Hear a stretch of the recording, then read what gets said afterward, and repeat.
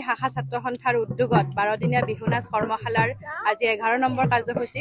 ইয়াত মই প্ৰশিক্ষক হিচাপে আহি খুবেই সুখ অনুভৱ কৰিছোঁ, কাৰণ যোৱাবেলিৰ দৰে এইবাৰো আমাৰ কণ কণ শিশু মাইনাহঁতৰ কাৰণে এখন বিশাল আয়োজন কৰা হৈছে, অনুষ্ঠিত কৰা হৈছে কৰ্মশালাটো।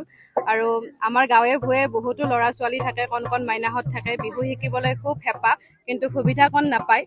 এই লতিবাৰী শাখা ছাত্ৰ সন্থাই ইমান ধুনীয়া সুবিধাকণ দিছে, তাৰ কাৰণে এই চাগতে মই লতিবাৰী শাখা ছাত্ৰ সন্থাক ধন্যবাদ জনাইছোঁ। আমাৰ অসমৰ জাতীয় উৎসৱ বিহু, লোক সংস্কৃতি, লোক নৃত্য, মাটিৰ সোৱাদ লগা যি লোকনৃত্য, সেই লোকনৃত্য সকলোৱে শিকিব লাগে, সকলোৱে ওলাই আহিব লাগে।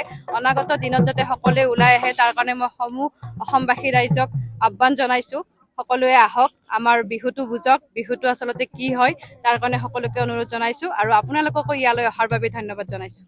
আমাৰ লতিবাৰী শাখা ছাত্ৰ সন্থাই প্ৰত্যেক বছৰৰ দৰেই আজি প্ৰায় বিগত 12 বছৰ ধৰি এই কাৰ্যসূচীটি আমি পালন কৰি আহি আছোঁ।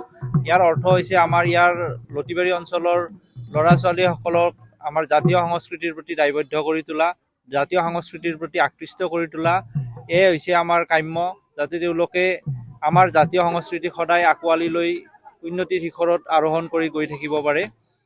লগতে আপোনালোকৰ চেনেলৰ মাধ্যমেৰে আমি অহা 3 আৰু 4 বহাগ তাৰিখে 62 সংখ্যক লতিবাৰী আঞ্চলিক ৰঙালী বিহুৰ সকলো পৰিয়ালৰ তৰফৰ পৰা সকলোকে হিয়া ভৰা ওলগ জনালোঁ।